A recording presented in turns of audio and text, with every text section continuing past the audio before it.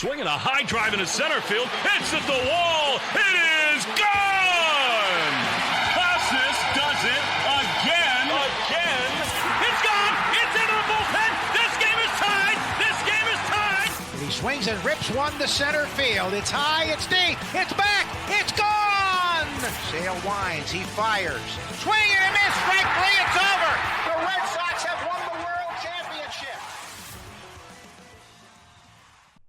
Welcome back to Play Tessie. It's episode 174. This is the official Red Sox podcast of WEEI. Before we get going, hit that subscribe button wherever you're getting your podcasts. Rate 5 stars. Subscribe, please, just like multiple platforms. It helps us out so much when you guys subscribe, and we really appreciate that. Our subscriber count keeps growing.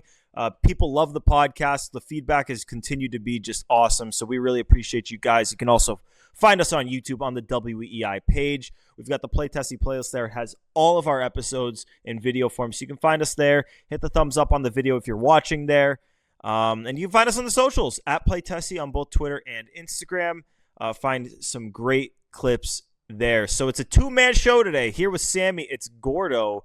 Sammy, not on the last podcast, so you missed some hole plugging talk. You missed some bidet discussion. You missed. We're gonna have to get your take on the sleeping arrangement. Do you want to comment on your bidet take before we get into the sleeping arrangements? Yeah, everyone should have a bidet. It is the best thing ever. I don't know how you have never really. Wait, did you never try one, or you've just never had the or you don't like it? I have had opportunities to use them if I've wanted to, and I have turned it down every single time. Wow. Okay, I think you'll come around if you give it a try. You're also saving the environment with the amount of toilet paper you save. So think about that. I respect that. I respect that it saves the environment. I am in Gordo's camp, and I've never used a bidet either. Never even heard of it. So this is great. What? This is great because I'll tell you that I heard it once for an ad read for a podcast I was listening to, but I had no idea what it was. Okay, well, Joe, it basically sprays water up your butt. That's what we're doing here. That's how I found out. That's what Sammy and Bradford want us to be doing. That's not what it does. What does it do then? What does it do? It cleans you after you use the toilet. It cleans you. It's by very doing hygienic. What? By doing what? Spraying water, not up your, you know what? It cleans you. Well, on it. What? Not up it. But clean, hygienic. It's great. Hold on. It might be vulgar for the first 5 minutes of this podcast, but we really do have to get into it. When you're finishing up on the toilet, like you're not just like tapping your cheeks, like you're digging into the good stuff. No, you still have to use toilet paper, but this is just a much more hygienic, more environmentally friendly. You're still using toilet paper? You use like a third of the amount. You use way less. Oh my God. I like this even less. So I still have to use the toilet paper. Yeah, dude. Have you never been to have you been to Europe? Yes. Where'd you go in Europe? France and Italy. France! The home of the bidet. You never Didn't use it. one? Nope. And I've been to France multiple times too. I don't know if bidets were have they been popular for a long time? Dude, they're extremely old. They've been around forever. Hold on. Older than you? Oh yeah. How old is a bidet? How old is a bidet? 18th century France, dude. Okay. They're so older than Sammy. I've been to France multiple times. I've been to Italy, and every stop, every time I went to the bathroom, there was toilet paper for me to use, and I used it. Right, but they probably have to refill it very infrequently because there's bidets. Okay. But mostly. Not every toilet there has a bidet. Imagine if you're a first-time Play Tessie listener and you're like expecting Red Sox talk and we're just going right into bidets. Yeah, you needed to listen to the last episode for this conversation to make any sense. And for the next part of it, before we get into the Red Sox talk, we put the poll on Twitter asking people where Pat should sleep in spring training. And overwhelmingly, people suggested that he be sleeping on the floor and not with either of us or on the couch by himself. He said he's a good floor sleeper. I mean, I'm fine with it if he wants to do it. I don't care as long as I get the guest bedroom and my privacy and the full bed. I'm such a bad sleeper, dude. You're asking for a lot there. You're asking for the best sleeping arrangement and by yourself. You're asking for the two things.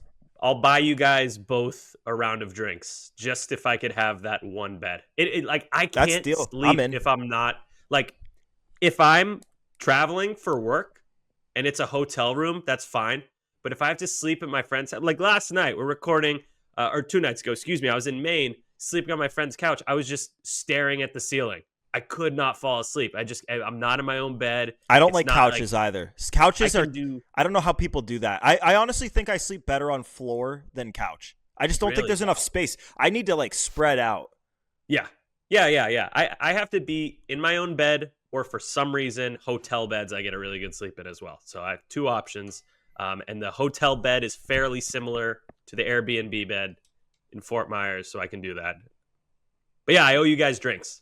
All right, I'm curious. I'm curious if Pat's gonna listen to because ultimately the decision is technically his. I think it should be the listener's decision. I think he should be banished to the floor. I think we should put like caution tape around the couch. He's not allowed to sleep on it. He has to go on the floor. Last time I slept on the floor when I was in high school. It was like 2009. I was sleeping on the floor, and my friend Eli was sleeping on the couch. And Eli is 6'9" and weighs as much as the guy who's 6'9" weighs, and he rolled over, fell on top of me at like 3:30 in the morning, and that was awful.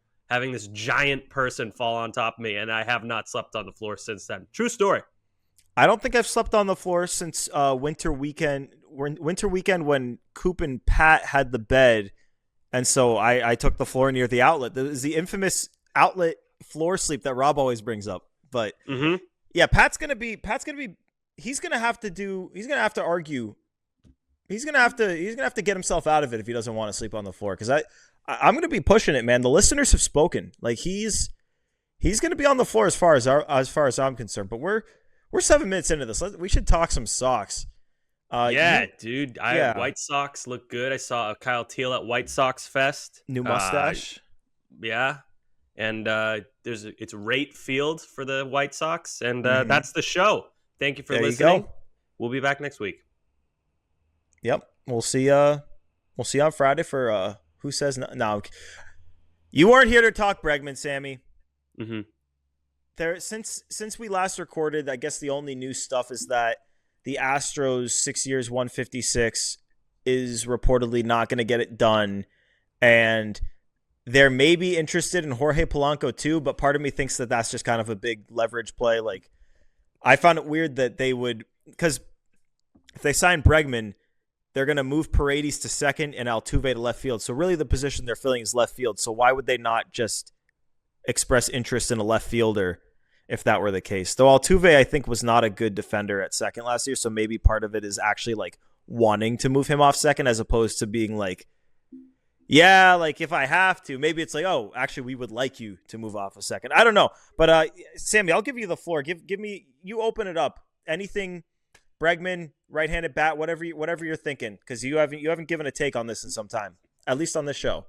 Yeah, honestly, ever since I heard the Astros 6-year offer is back on the table and that it's possibly not even enough, I've slowly started to mentally distance myself from Alex Bregman. That doesn't mean I've completely given up hope, but I know there's always a chance that we get that rogue Jeff Passan notification and Bregman comes to Boston. But with the Red Sox not even wanting to go 5 years, Astros already have 6 on the table. I think the AAV is slightly less important because he's making life-changing money either way. I think he really, at age 31, would value those years. So I can't foresee the Red Sox having a dramatic change of heart, like a departure from the way they've been operating for the last, 5 years, and giving Bregman 5 years, let alone 6 or 7. So I maintain, I think he's the best fit out of anyone on the market.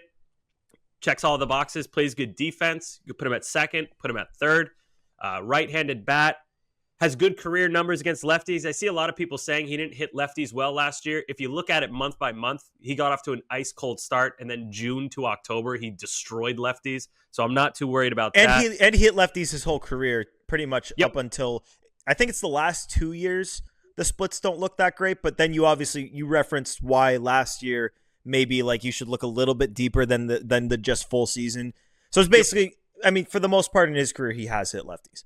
Yeah, 862 OPS against lefties. I got that off the top of my head because I've been looking so much into Alex Bregman. I'm sick of thinking about this guy as much as I want him to sign for the Red Sox. But checks those two boxes. He's a leader, something that we've heard from people around the Red Sox. They need something they're lacking. There's guys who have tried, but, it's hard to be a leader for a guy like Trevor Story who, conceivably could be the leader, but he's hurt, so he's not on the field all the time. You have guys like, veterans, Liam Hendricks, or last year you had Kenley, but they're in the bullpen, so tough to be a leader. Starting pitchers, you're playing once every 5 days. It's just tough. You really need a guy who's on the field every day. He checks that box. He helps with the strikeout issue. Red Sox had a ton of strikeouts last year. He does not strike out very often. And then what Rob said, I like what Rob said, the business of baseball. Little kids coming to Fenway, they're not excited to say, hey, this is the 10th best prospect in baseball. And then they say, is he good? And, their parent goes, he might be someday. And the kid's like, okay. They want to see, this guy's a 3-time All-Star, a World Series champion. He's really good. The Red Sox just got this guy from Houston, and now he's ours. How exciting is that? That attracts young fans. That attracts, casual fans as well. It's not just the kids. It's the people who are kind of following the Red Sox, who are on the fence. So the 10 boxes, as Rob put it, I think he checks them all. It's unfortunate the Red Sox, who claimed to be ready to get uncomfortable, they seem cozy in their blankets, getting anything but uncomfortable. And been that way for about 5 years now. See, I can appreciate, I think the last, 4, 5, 6 days, you've seen some of the people who either they've been closeted semi against Alex Bregman, or they're trying to figure out why the Red Sox may not be super sold on going long-term for Bregman, and they're kind of selling themselves on that stance too as a result. But so I can appreciate the people who pull out the Christian Campbell projections and say, if this guy's already, I think he's basically and then this one came out on Sox Prospects. That's where I heard it. In basically in 90 in projections from some of the stat websites, it's like in 90 games he's projected to be like a 1.5 to 2 win player, which means basically like in a full season he'd be like a 4-win player, which is Bregman. Basically it's Bregman. So like in theory, it's like, okay, why would you sign Bregman if you can just get that production from Christian Campbell, who, as Alex Spear reported, a lot of people in the organization think should start in the big league opening day lineup. My response to that is that I don't think Alex Bregman blocks Campbell, and if not Bregman, then what veteran are you bringing in? Because they do need one. They do need another right-handed hitter. They've said it all offseason. Like, I don't, whether it be, who hits third against lefties right now? It's Ref Snyder or Story. No, you said it right there. I think it's literally Ref Snyder, and we like Rob Ref Snyder against lefties. I like Romy Gonzalez against lefties. I think Vaughn Grissom has a chance to hit lefties. I think Christian Campbell has a chance to hit lefties. There's a lot. Trevor Story has a chance to hit lefties. There's a lot of guys on the team that have a chance to hit lefties. And if they signed a guy like Randall Grichuk, he'd probably hit lefties pretty well. But again, we saw how the double platoon thing worked last year. And if you sign Grichuk, that's what it's going to be, because Ref Snyder's platooning with Abreu. And if you get Grichuk in there, he's going to be platooning with someone else, presumably Yoshida. I don't know. Like, it depends on how you want to go about it, but you're having multiple platoons, which are, we've talked about it a lot, requires, like, let's say you face a right-handed starter. He goes 5 innings. In the 6th inning, the lefty reliever comes in. You pinch hit with Ref Snyder and Romy and Grichuk, and those guys hit against the lefty. And the Sox are down 4-2, and they make it 4-3. Now the 9th inning comes around. The lights-out closer comes in. It's 4-3. He's a righty. You've got those 3 guys I just mentioned up, and now there's no one else to pinch hit, and those guys don't hit righties well. I suppose Grichuk hit them a little bit last year, but in his career, like, I don't expect him to repeat an 800 OPS against righties next year. So there are problems going into the year without that certainty against left-handed pitching. There's problems going into the year without certainty of guys who don't swing and miss. And when I look at these negotiations and I look back at what's going on with the Astros, I can't help but think that there's something that we're missing. Because if there are 3 teams that have 5+ year deals on the table, there was that report, I think from Heyman, where it was like one of them's a 6-year deal but has an opt-out after the first year, which makes me think that contract's wonky as hell, and like maybe it's like worth nothing in the first year, and then it's an opt-out. It's like, why would I take that? But if the Astros have a 6-year, $156 million offer on the table, I have to wonder why he hasn't taken it, because I don't think that there's a team that's going to top that. I don't think that there's a team that's going to go 7 years, and I don't think the Astros are dumb enough to bid against themselves and go into that territory when it seems like he doesn't want to go to the Blue Jays. It seems like he doesn't want to go to the Tigers. The Cubs certainly aren't offering anything beyond short term, and even at this point, they've now added even more salary, so it might get even more difficult. And with the Red Sox at 4 years, it's just, I don't know why the Astros would go higher. So maybe the Astros' current offer has a crazy amount of deferred money, and there are some stipulations in there that actually, like the 6-156 has been leaked from the Astros. We know that. They've commented on it publicly, but that doesn't mean that it's a true straight up 6 years 156. Like, it could be like only 40 of it is paid in present day, and like the rest of it is paid out way down the line, which present day value could make it as low as like 6 years 115. And it's like, okay, like he's not going to take that, right? Like that, it could be something like that. There's something that we don't know. There's also the chance that he doesn't really believe in the Astros long term. Like, they've gotten worse. They just lost Kyle Tucker, and they have a really weak farm system compared to the other teams in the league. So that could be part of it. He could just want a change of scenery. There's always guys like that who don't want to spend their whole career in one place because they're thinking they're missing out on something else, or just seeing what it's like to be a ball player in a different city. I know you and Rob don't agree, but I think there's still some sort of appeal to playing at Fenway. Not like it used to be for sure, but Fenway Park is always Fenway Park. You never know, man. I mean, I agree with you. There has to be something we're missing, because 6-156 for a 31-year-old. Oh, it's a great offer. It's a great offer. How do you turn that down? And like, it's one thing to turn it down if there's another team that he'd be interested. Like if the Red Sox were at 6 years and they're both at 6 years, then it's like, okay, like I understand being hesitant. I do push back a little bit on the possibility that maybe he doesn't want to be there as much as we think, because his career has been nothing but spectacular. He's built a legacy there. He's built a family there. It's close to where he was born in New Mexico. I mean, granted, there's a chance that, like, for instance, Dana Brown, the Astros GM, talked about today as we record when they just finalized the Presley deal. He said, yeah, we signed Josh Hader, and my relationship with Presley was never the same. Like, it just wasn't. So maybe there's something we don't know, and there's some sort of relationship that went awry. I know Bob Nightingale has reported that Bregman expressed significant interest in a return recently, and that's why they've re-engaged. I know what you'll say to that is, obviously he's going to say that because they want the big offer on the table regardless, and I think that's valid. So I agree you shouldn't necessarily read into that like it's gospel, but I just logically I can't see a reason why he would want to leave Houston. But again, like I said, there's a reason that he hasn't accepted that offer yet. Like, Houston also a great ballpark for him. So, yep, maybe I'm looking at the top 100 prospects right now. Astros literally have 0. So that might be it. We might like slightly be onto something with, like, he doesn't see them having a bright future. They just gave a 3-year deal to Christian Walker, who's 33 and probably going to start declining soon. Like, he's all right. Paredes, good 25. player. Shockingly, only 25.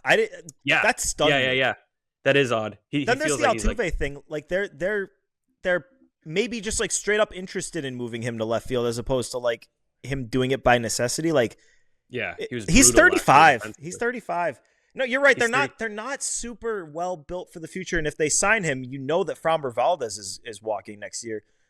Yeah. But again, there is something to be said about finishing your career with one team, building a legacy there. Like, the truth is, you go to Houston, you go to those Astros games, there's maybe 3 jerseys walking around.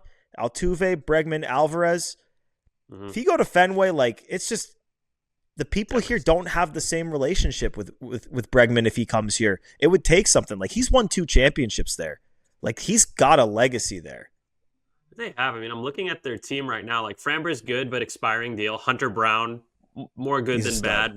Ronel Blanco kind of came out of nowhere. Who knows? Getty, good but not great pitching prospect. Luis Garcia dances a lot. Lance McCullers, his elbows exploded. Twice, JP 3 times, 4 times. JP France stinks. Christian Javier hurt right now. They've got pitching depth, but it's all hurt. Yeah, expensive closer, Josh Hader, who's not been as good as he normally is. The bullpen actually isn't even looking that great. Caleb Ort is like their 3rd best arm. I know he had a good season, but I don't know. Maybe this is it. Maybe he just doesn't believe in the future, and he's like, "Look, I can't be 2019 Alex Bregman anymore. I'm 31 years old. I'm still good, but I'm not a superstar anymore. I can't carry these guys. I need a good team around me now." It's a lot more appealing to hit between Devers and Casas than it is to hit between Altuve and Jordan. Who knows? This is the most positive possible spin. No, I do not think that the Red Sox are going to get Alex Bregman on a 4-year deal. I'm just praying maybe they compromise 5 years and then a mutual option, which is like a fake year, basically. Something. Give me something, Red Sox. It's entirely possible that he won't necessarily give Houston the hometown discount over another team that he sees as like a favorable destination, whether it be the Red Sox or the Cubs are the two that come to mind. I know that the Mets are now reportedly out, according to Ari Alexander, who has been way on top of all of this Bregman stuff. He's the go-to guy for these reports, and he is not missed. Him and Chandler Rome, I think, have been kind of the two dudes on top of everything here. But I don't think he's going to take a discount to leave Houston. I think you're going to have to beat them in present day value, and you're going to have to account for the state income tax, which obviously super beneficial to play in the state of Texas for that. But if you beat them in terms of present day take home value, yes, like I'm open to the possibility that Bregman would leave the Astros for a small bump in salary over what they're offering. I don't think he would take less. And is it even worth talking about? Because the Sox, as it stands today, aren't even close. They're not even close. They're not even close. I wonder if maybe you can give him a huge signing bonus, because that doesn't affect the luxury tax.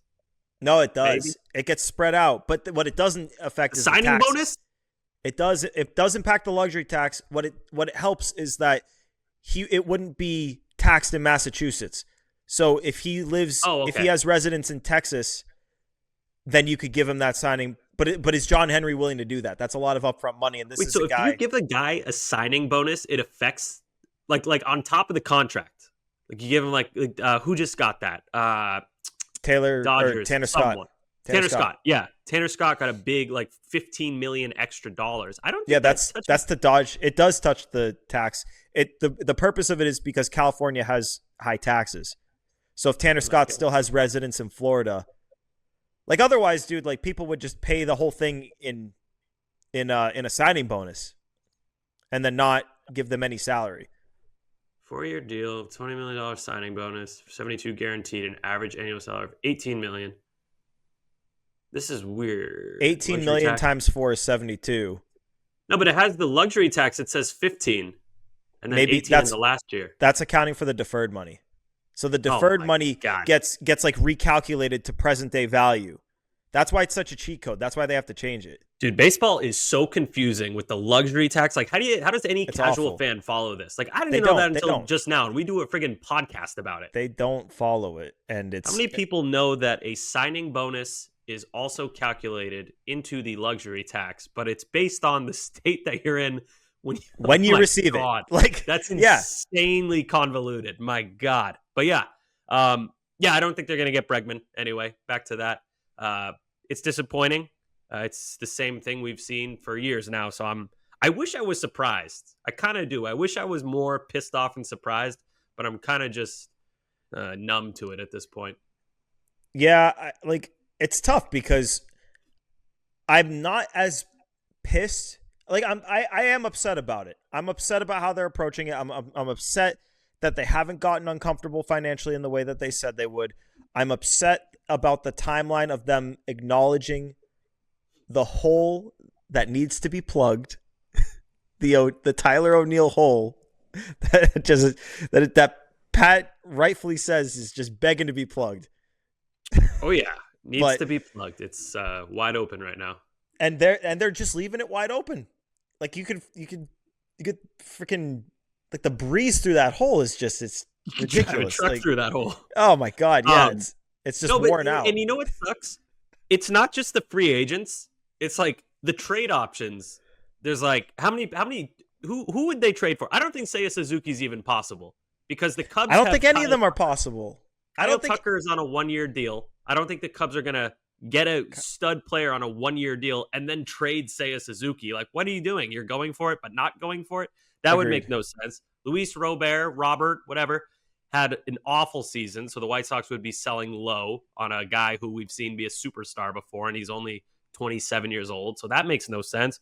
Who else is there? You can try to get a catcher, Herrera, but that's not a middle of the order. I'll give you the third. It's Carlos Correa, but the truth is the only argument there for why he would get moved is if they're trying to clear salary.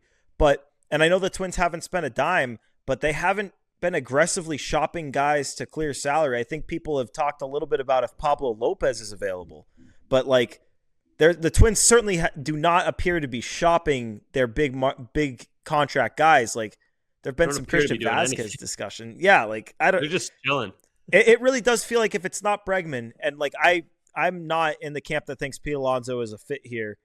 No, if it's not Bregman, it's like, okay, like, wow, really, like, unless you pull a trade out of your ass that none of us see coming, like it's going to be, and like Austin Hayes just went off the market. So I was going to say Grichuk or Hayes, but now what is it? Grichuk or what? Adam Duvall? Like, are we going back there? I mean, you know what sucks? That's what we're doing.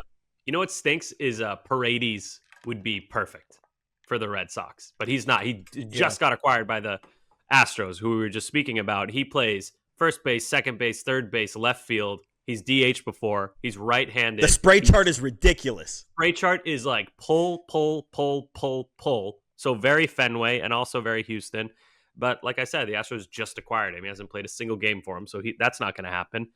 I just don't know. Yandy Diaz, Pat's old idea, that kind of hamstrings Cora and what he can do. That's a corner infielder who's terrible at both corners, more of a DH. And the Rays are reportedly not trying to trade him or Brandon Lau. So it may not even it's tough because a lot of these guys that we like and that we think logically maybe could be candidates to move, like most of the time the teams don't want to move these guys. Like we do Who Says No all the time, but the truth is oftentimes like we'll put something out there like, yeah, the teams probably both say no because the team with the veteran likes the veteran and wants to win, and the team that's trading the prospects often is really attached to those prospects. It's hard. That's why free agency is the easiest path. Go nuts for a catcher. Trade crazy amounts for a catcher. Like who though? William Contreras. I mean, yeah, if they would trade him. I don't think they would, but if they would, yeah, you could go. That's so frustrating that they wouldn't. Like their number one prospect or number two prospect is a catcher, and he's Major League ready. Like, why would the Brewers not at least consider like trading from a? They just won the division. They're a good trade team. Cuero then. I'll take the prospect. Give me that. Okay, guy. yeah. He's ready. He's ready to start. He's 70 grade defense. You can have Connor Wong and Wilyer Abreu and Cutter Crawford. There you go. More likely though, the way they've operated is either trade your guy the year before he hits free agency or run it into the ground. Based off of when Cuero's going to come up, Contreras has 3 years left. I think they'd probably run him out there for 2 more years and then trade him right before his walk year. And obviously the Sox are going to have to figure out the catcher position before that. And Cal Raleigh's the other one. He's got 3 years and there's also another catching prospect behind him. I think the Mariners probably just run Cal Raleigh into the ground and he hits free agency and leaves. You got to figure something else out before then. Yeah, he's even tougher to get because if they trade him, they would not have a catcher because Harry Ford's a year or 2 away still. So they would have to get another one, and they think they're going to contend, I bet, I think they're going to contend. I always believe. If you have the best starting rotation in baseball, I will always believe in you. I know they have proven me wrong every year, but I'm starting to think the Mariners don't. Did you read that article about the ballpark and the splits, like how dramatic it is for everyone? Well, yes. It's ridiculous. It's pretty bad. If you're going by pure talent, yeah, I'd probably argue that the Phillies haven't beat because the Phillies play in a much hitter-friendlier ballpark and they produce, and they just got even better. Dodgers. Hey, Red Sox look pretty good, man. Not the best in the league, but Crochet, Houck, Buehler, Bayo. Well, speaking of Crochet, question for you: what would you give the grade for the offseason if they got the right-handed bat that they acquire is someone pretty low level? Let's aim the lowest level and just say Adam Duvall, and they grab I know, the lowest level. Like, literally, like, it's like... Just don't sign anyone at that point. Just let that point, I'd say let the kids play. Okay, whatever. Let's say they don't sign anyone. Grichuk. No, because you could sell yourself on Grichuk. I want it to be a guy you can't sell yourself on. I want it to basically... so nobody. Yeah, we'll say nobody, and they get a bullpen arm, but it's not one of the ones that we've been talking about. So it's not Robertson, it's not Canley, and it's not Estevez. We'll say it's Lucas Sims. Let's say they get Lucas Sims back. Lucas Sims, no bat signing, but they extend Garrett Crochet. What is your... I don't even want to say grade. What's your reaction to the offseason if that's what happens? My reaction, I would probably say I feel really good about the future. A little disappointed about 2025. I think they'll win 85 games, maybe make the playoffs, but I'd be disappointed because, the entire season, every game I'd watch, every series we'd watch, in the back of my mind, I would just keep hearing, oh, they could have been a little bit better than this. They could have been better. If they just added this bat, they could have been better. If they added David Robertson instead of Lucas Sims, the bullpen would have been better. If they just were a little more aggressive, like, that would just be in the back of my mind. So the grade, if they extend Crochet, I think I'd give them C+. All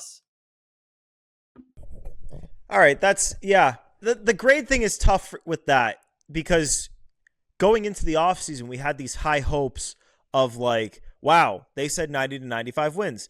They said they were going to consider going into the luxury tax. So they said they said definitively that payroll was going to go up, which it hasn't to this point. And I guess if you extend Crochet and start the extension early, technically the payroll, I think, would go up. So maybe they would make good on that promise by doing that. But what I will say is, at least if you extend Garrett Crochet, you haven't invested long-term in any, 30-year-old players or anything.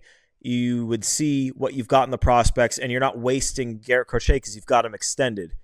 So, like, you could make the argument that, like, all right, they're continuing on the direction that they set forth 5 years ago when they wanted to rebuild, and they're not abandoning that rebuild. They just exchanged their prospects for a young stud pitcher who they then turned into a controllable stud pitcher. That said, I still, like, it wouldn't be like, I declared on Twitter that if they don't get Bregman, or don't get a good right-handed bat, I should say, because like Suzuki counts, Correa counts, Robert counts. If they don't get that, then it's the worst case scenario off season because they invested all this prospect capital to get Garrett Crochet, and you're going to burn half of his service time remaining with you on a waste year because you didn't go all in. But if you extend Crochet, that kind of goes out the window, and it's like, okay, like, you probably should have done more. You probably should have tried to compete. Maybe you still will compete, but at least you could say that there's direction. If you look back to before the offseason, we all agreed priority number one was get an ace, and they did that. So if they do that and then extend Crochet, I can't go any lower than a C, because that's like, if you got the big one. That's what we really wanted. So, the right-handed bat, I think it's going to bug them all year long if they don't get someone to fill in. And then I don't even have any faith of them adjusting at the deadline. They have not shown any ability to add at the deadline in years, and don't even try to talk about the friggin' James Paxton last year. That still pisses me off. So I'm like, I feel like this is an issue with the team, and I'm kind of resigned to, like, we're probably gonna have to live with this all year and pray that Christian Campbell catches up to speed unbelievably quick. I think he can do that, but it's a flimsy plan to hang your hat on. So, well, you're relying on a lot. You're relying on a lot that you didn't see last year. 4 things that you didn't see last year. You didn't see Roman Anthony and Christian Campbell produce at the big league level last year, obviously, because they haven't played there. You didn't see Trevor Story produce last year because he barely played. You didn't see Tristan Casas produce last year because he barely played. And you'd be relying heavily on those 4 things to happen because last year the offense wasn't good enough. And if one of those guys is good, that's just replacing Tyler O'Neill. So to get better, 2 of those guys offensively need to be legitimate producers. I think you can pencil Casas in to do that. But now you're relying on Trevor Story, who really hasn't shown much off. Like, he's a productive player, but most of that production is going to come from his defense.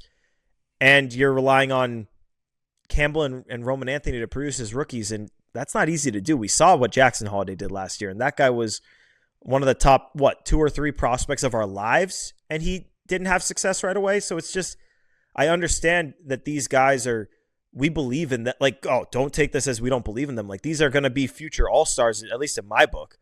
Yeah. But it's not something that you can, it takes time. You can't, it's like we want them to contribute next year. And this is from the Cora's mouth. We want them to contribute next year, but we can't lean on them next year. And look at the Mets. Brett Beatty was one of the best prospects in baseball. They were saying this is going to be a middle-of-the-order bat for years to come, and he's on the verge of not even being on the Major League roster 2.5 years in. So these guys are not guaranteed. I think people, you hear about the prospects for years and years and years from, we have all these great podcasts that talk about them. Everyone's covering the prospects more than they used to. And I think a lot of fans get married to the idea that all these guys are going to pan out. And it's just not. It's not that simple. Even Roman Anthony, the number 1 prospect in baseball, or number 2 if you want to consider Sasaki. Either way, top prospect in baseball. He's no guarantee. We don't know. It's hard, man. To rely on these kind of a flimsy plan, I guess is a nice way to describe it. You didn't have to do it this way. Yeah, I mean, and you can look at, obviously we don't see it working out like this, but like you look at Detroit, and Spencer Torkelson was a guy whose bat was a guarantee to play at the big league level, and now they're signing Gleyber Torres so Colt Keith can play first base, and they're talking about trading Torkelson or him playing in some limited capacity. Like, that's where he's at. Mm-hmm. Like, you can't count on these guys when you're in a window to be significant contributors before they've done it. Like in 2018, Rafi Devers came up midseason, showed he could produce a little bit, and it was like, all right, like 19 we'll throw him out there, and came up in 17, and then 18 we'll throw him out there. And he took his lumps, but he got better, and then 19 he went. And it's like that's I think what you can hope for. Like that. Also in 2018, he was also hitting 6th, which is great. That's exactly where I want like my top hitting prospect. You're not 8th or 9th, but you're also not in the middle of the order. You're in a good spot. And I don't know, man. It's either you got Trevor Story batting 3rd, or right now Christian Campbell, who has 19 games of AAA experience against lefties. I should say these are the options against lefties. So I just don't. The frustrating part, like I said, it didn't have to be this way, and it might not be. We still got time left. Yeah. It's not even February, but damn, they could shut us up. That like this, all these discussions come with like the little asterisk at the beginning and end, where it's like, hey, if they pull out a trade for Seiya Suzuki, I'm not going to complain about not having the right hand bat. Hey, and another thing that needs to work out is Yoshida, because if they don't move him and he's the DH and he is playing every day, which more I think about it, the more I want that to happen. I'd rather like just give him everyday reps at DH, maybe a little bit in left field, but like he needs to hit too, because he's your one guy who doesn't strike out every friggin' other at bat. So you're literally one guy that's above league average in terms of their K percentage. Yeah, that's not even us exaggerating. There is one guy in the lineup, and he's a guy that we've talked about. Maybe they'll DFA him. That's what's going on with the lineup right now. And granted, if the Red Sox face a right-handed pitcher, I think they will absolutely murder him most of the time. It's just that lefties are such an issue. And I know there's more righties than lefties. But if this team makes the playoffs and it's game 1 and they're facing a lefty, then you go down 0-1 and you're like, God damn. Like, imagine if you're in a 3-game, you're in the 3-game playout, you're in the 3-game series, the wild card round, and game 1 is a lefty. So like, okay, it's a stud lefty, it's a lefty ace. All right, we're down 1 game to none, and it's basically win the next 2 games or you're going home. So yeah, they're gonna. It's a problem that even if they got Alex Bregman, it would still be a problem. Like, that's only step 1 towards fixing it. Yeah. The real solution is getting Vlad in a year. Like, I'll say that again, but yeah. And also, like, this is not taking away the blame from, Duran, Devers, Casas. They have to produce a little bit against lefties too. Of course, hitting against a left-handed pitcher is not as easy for a left-handed hitter, but still have to do some damage. And I think Devers has been pretty good at that. He's better against righties, of course, but he can hit lefties. Casas need improvement there. Yoshida, God, really need improvement there from last year. That was rough. And then Duran was kind of like average against lefties. So it's not just the right-handed bats that need to do better against lefties. We need left-on-left damage from the lineup as well. Yep. And one more thing the Red Sox need too is that bullpen arm. And that market looked like it was going and going and going. Now we hear that Kirby Yates gets 1 year, $13 million, could be up to $14 million from the Dodgers. That's something personally I would have given him a second year just to lock that lockdown dude in.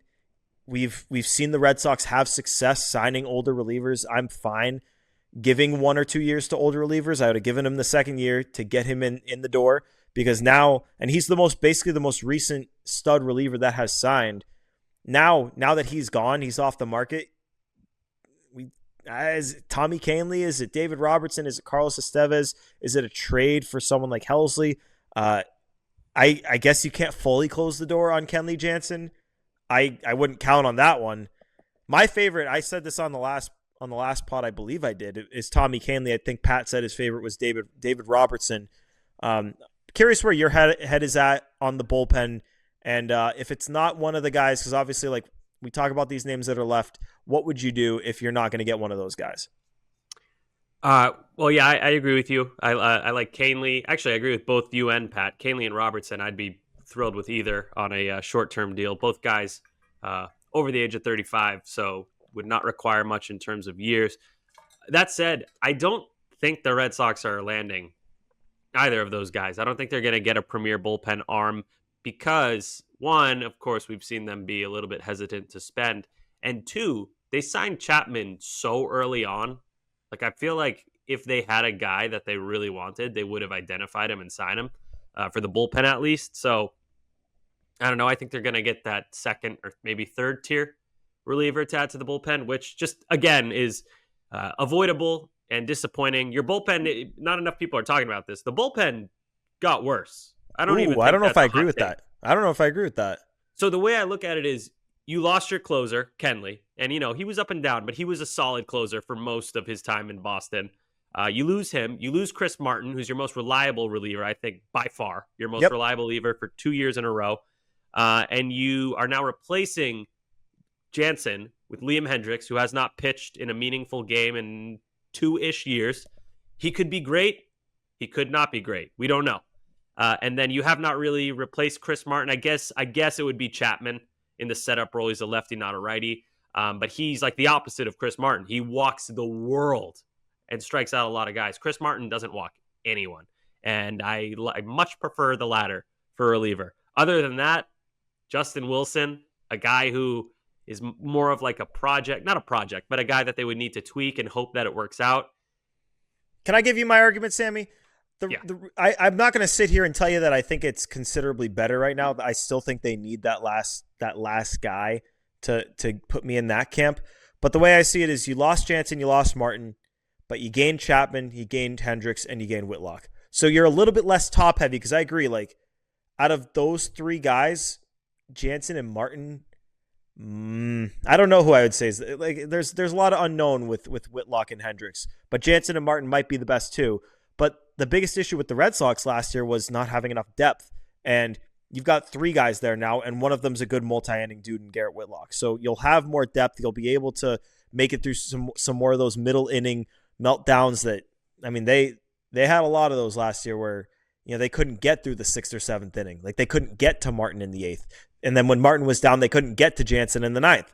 I think they have a little bit more depth to do that. But again, like, I definitely do think that they need one more arm to really fortify that, because they're one injury away from having I don't want to say a shallow bullpen, because I'm hoping that guys like Luis Guerrero are reliable. I hope and think that he will be. I think that Zach Kelly's going to have a better year this year.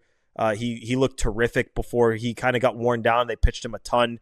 It was the same thing with Bernardino. Like, these guys looked really good. And then because they had to pitch all the time because they didn't have depth, they got worn down by June, by July, by August. Like, especially you think that Dodgers series, like, that's really where it all started. Oh, God. Yeah, that was the beginning of the end. And then, by the way, on the topic of Whitlock, that brings us back to everything has to break right. He just had surgery. We've seen guys come back and not look the same. So that's another thing. I feel like we're back in question mark city a little bit. Like we were last offseason. Don't take me back there. I hate that. We're headed down there. They need to get a legitimate, like, and there's a lot of relievers on the market, and there's a lot of relievers that you could trade for. Like, you could trade for a guy that you think has upside, or you could sign a lower dollar value guy. But the reason I think you got to aim at the top of the remaining guys in the market is because unless it's a stud, like, you'd be better off having guys that are optionable than a veteran on a 1-year deal that you're kind of married to being in that bullpen. It was kind of why it was like kind of interesting, I should say, interesting to put it, that they signed Justin Wilson when they did. And maybe he's making so little that it doesn't even matter. And if he doesn't work out, you can DFA him. I guess that could be it. But like, you're now married to that bullpen spot. You can't option that guy. Like you got to find time for guys like Guerrero to come up, for guys like Weissert to come up, for guys like Bernardino and Kelly both have options. Like, the reason you want bullpens to be optional is to get guys the optimal rest they need to make it through a season. The rest that they didn't get last year. I'm with you, man. What do you think about bringing back Lucas Sims? And I have a reason I'm asking, but I want to get your thoughts on that. Obviously, a guy they acquired from the Reds at the trade deadline, did not pitch well for the Red Sox, but had been solid prior. What do you think about him? I think it's kind of what I said. I just don't think he's high-end enough. Like, I'd almost rather have that bullpen spot go to a guy that can be optioned, even though they're less proven than Sims. Like, I'd almost rather it go to Guerrero, because at least if he doesn't work out, you can option him and call up Weissert, work on some things, bring him back. Whereas if Sims doesn't work out, you're just kind of stuck running him out there. Mm-hmm. So here's why I was interested in Sims. And there's going to be people who will roll their eyes, but these guys all have something in common. Blake Snell, Ryan Presley, Hunter Green, Joe Musgrove, Luke Weaver, Edwin Diaz, Brian Abreu, Josh Hader, and Yohan Duran all have lesser stuff plus grades than Lucas Sims. So that's just very Andrew. Yohan Duran is tied with Lucas Sims. So if you want a cheap option with upside, I'm sure that's why they traded for him in the first place. I mean, Aroldis Chapman ahead of him on this list, close by. So, people laugh at stuff plus. We laugh about stuff plus. I'm laughing about it right now. I had my bit last year where I was like, everyone talks about stuff plus. Nobody knows what the fuck it means. Well, now we know what it means. It's like the movement of the pitch. It's pretty broad.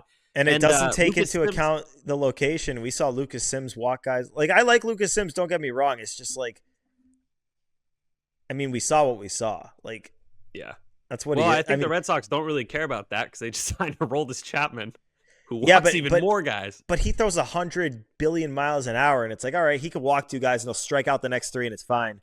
But didn't you just say okay? But I just said he walks a lot of guys, and then you cited his stuff plus. No, I cited. Well, I guess technically. I mean, everything commits. Whatever. I don't know. I feel like Sims like. I like not, Sims. Nobody it's would nothing be against Sims. It's nothing. Yeah. I like him as a pitcher. I just think that they got to aim higher on the market. Otherwise, it's like get a guy who's optional or just use the guys you have. Because like you also got a DFA guy. For every guy you bring in, you got a DFA guy. And it's like you look at the roster and it's like, who would you DFA on there? Like honestly, I don't even know if I would DF anyone for Sims.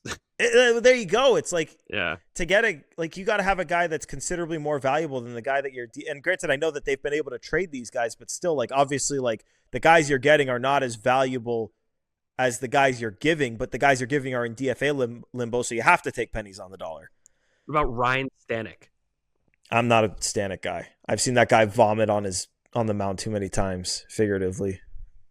It's literally like the top of the market guys, and I'm not sold. I really am not a big Carlos Estevez guy, but like if you get him on 2 years, I'm fine with it. I wouldn't complain. I keep saying don't get Estevez, but at this point I'm like, oh my god, just make the bullpen better. 2 years or less. Not going 3 years for Estevez, but 2 years or less. Like screw it. Oh yeah, no, being locked into Estevez for 3 years doesn't miss enough bats. All right, Sammy, do you see the time? We got to get to these DMs. I don't even know if we're gonna have time for enough said today, but we got to get to the DMs. Joe, you got DMs for us from the we sent out that DM request, and I know we got a bunch of them. That is right. What do we let's start with this first one here from Tommy. Tommy, this is a little fun one here he's got. So let's say you guys are at spring training, you pick up a bat, you get to pick one of the Red Sox pitchers, and you have 15 tries to try and get a hit off them. You get a hit, you win $100K. Which pitcher are you choosing to face off with? Sammy, do you hit righty or lefty? Because I hit lefty. Righty. Okay. So I'm going to pick a right-handed pitcher. I'm trying to figure out who throws the slowest. I think I had reverse splits when I was a player. I did not like facing lefties. I felt much more comfortable against righties. I might be a reverse splits guy. If you felt more uncomfortable against righties, you wouldn't be a reverse splits guy. No, yeah, more comfortable against righties. Okay. I liked righties more. Yeah, I see. I think I would go with. Who would I go with? Crap, that's hard. I'd probably want to go with like Garrett Crochet or Tanner Houck just so I could be like, look, I did it. I beat an all-star. So you're no, because you're not going to beat them. You're going to do that so that when you don't beat them, it's like, oh well, it was Garrett Crochet. No, so here's my logic. I think that we are so far away from the skill level of a major league pitcher that it won't really be that much of a difference. Like a good one to a bad one, we're going to be so out of our element, regardless of who it is we're facing, that the odds hardly change depending on who it is. We're dead either way. So I'd rather at least be like, try my odds against someone who's really, really good, just so I could say I did it. Or what you just said, I can be like, wow, it was Garrett Crochet. What the hell am I supposed to do? If you get diced up by an up and down reliever, I'll be like, Gordo, come on, dude. I could have hit him. I could just say that the rest of my life. I could have gotten a hit off him, and there's never any way to disprove it. I'm going to go with Wink. I'm going to go with Wink purely for the reaction that would be on his face if I like roped an opposite field single through the 5.5 hole through third and short. I just kind of flick one the other way, jogging around first base, and he's just like, Do you think it would be for us? I'm talking about not for a major league hitter, but for us. Do you think there's a big difference between Josh Winkowski and like Garrett Crochet? For us, I feel like it would look ridiculous no matter what. Yeah, we're not going to notice the difference. Our untrained eye, as the player, like when we're watching on TV, sure, but in the batter's box, we're not going to notice the difference. We're going to be like, nope, we'll see one pitch and be like, okay, next challenge. Yeah. I'm taking Crochet. All right, Samuel face Crochet. I'll face Wink. I'll go. What did he say? We have 15 chances, so I'll go 7 for 15. Samuel go 0 for 15. I'll take home my $100K, or maybe it's $700K if I'm getting it for every hit I get. I mean, I'm getting close to 500 off Winky. I'm even putting my reverse splits on the line. I'm going with the tougher matchup. Look at you, man. No, I'm just kidding. I couldn't touch Wink. What am I talking about? I'm destroying Crochet's confidence for the season. Sorry about it. All right, Joe, I'm making the executive decision. We're skipping Enough Said today. Can we get another one of these? There were so many, and I saw a bunch of them. This one maybe not as fun as the one we just did. So this is from Johnny here. He says, not to beat a dead horse, but shouldn't John Henry be criticized more for his lack of media availability? And then he goes on to say that Steve Cohen's explanation on the Alonso negotiations seemed to get a positive reception from the fans. Some transparent communication from ownership about the Bregman pursuit or lack thereof would be nice. I literally never, ever, ever want to hear any of the Red Sox ownership guys talk, because as transparent as Steve Cohen was, I feel like the Red Sox ownership is basically incapable of doing that at this point. So every time they talk, and Gordo's probably sick of hearing me say this, it means absolutely nothing to me. They could tell me that my house is on fire, and I'd be like, yeah, okay, you're probably lying. So I don't care at all about hearing them talk. I'm making my own judgments nowadays. I don't need those guys. I think the truth is, and you saw it there with the Mets fans, and like props to them. Like David Stearns, they were asked, like, something happened with Alonso. Stearns gave his answer, and the fans booed because they didn't like the explanation. And then Cohen was like, hold on. I'm going to tell you, like, exactly from my standpoint, like, what is going on here. And he was honest. He gave an explanation of the team's direction. He said why he's not a fan of how the negotiations are proceeding, and he got a good reaction from the fans. And it's almost like, oh, if you're honest with your fan base, like a group of smart people, like Mets fans are smart people. Red Sox fans are very smart fans. If you are just honest with them, explain the direction, just literally lay it all out there. Like there's no competitive disadvantage to saying we're in a rebuild. Like we need to build. If you want to see a World Series, this is what we have to do to get there. But for whatever reason, the Red Sox ownership and the Red Sox front office through this rebuild, it almost felt like they were instructed that they needed to sell the illusion of contention. And that's why it pisses people off when you say you're going to do all these things and then you don't do it. Because, Sammy, I agree with you. Like, they have this ownership group, when they speak, they have not earned the right to be trusted. They haven't earned that. And they've proven that they shouldn't be trusted when they speak. But at the same time, like, when they do speak, people do listen. And, like, they have to be held accountable for what they say. And if they were honest with what they said and told the truth and explained the direction, people would respect it. Like, yeah, maybe your short-term ticket sales would be down, but like look how much, and like this is going on a long time ago at this point, but the 76er fans with Trust the Process, like they literally sold Trust the Process to those people and they bought in. Like, it's not that crazy. Like, you don't have to say we're tanking. Just say, like, listen, like, we're like, and Breslow did it at the end of last offseason. Like, he said, like, we're not going to sacrifice future wins for present wins, but just be consistent. If the ownership group is consistent, they deliver the message and they deliver the direction and they're honest and then they execute it, people are going to respect it. But with how they've talked and operated, it's been two different things. They say one thing, they do another. And so they've lost people's trust. And I think they could learn a lot from what Steve Cohen did this weekend and how the fans reacted to it. That's just my take on it. I wonder if they could even get to that point where, like, it'd take a lot. And fans will believe them and respect it. I feel like they've burnt so many bridges. They've burnt an entire city's worth of bridges at this point. It would take a lot. It would take, because it would take more. It would take more than just like one offseason of telling the truth. Because, like, let's say they tell the truth next offseason and say they're going to do a bunch of shit and then do a bunch of shit. It's like then the next offseason comes around and they say it again. And it's like, all right, well, they were good on their word last year, but they were bad on their word the last 2 years. So I don't know. We don't have time for like a full on enough said. We really do got to wrap this thing up. But any final thoughts on the way out of here, Sammy? No, I'll save mine for the next time. All right. My final thought is I just don't like that the MLB The Show cover has 3 guys on it. Wish they'd just kept it to 1. Like, I love all the 3 guys. I wish they just picked 1. 3 guys on the cover that have nothing to do with each other. Just kind of weird to me. 1 pitcher, 2 hitters. Like, none of them on the same team or have any sort of relation to each other or like have ever been friends or anything. It's just weird to me. That's my fully agree. Yeah. Less impactful, less meaningful. I think it's cool to have a cover guy each year. It's a big honor, and this just feels less important with 3 guys. Yep. 3 unrelated guys too, like you said.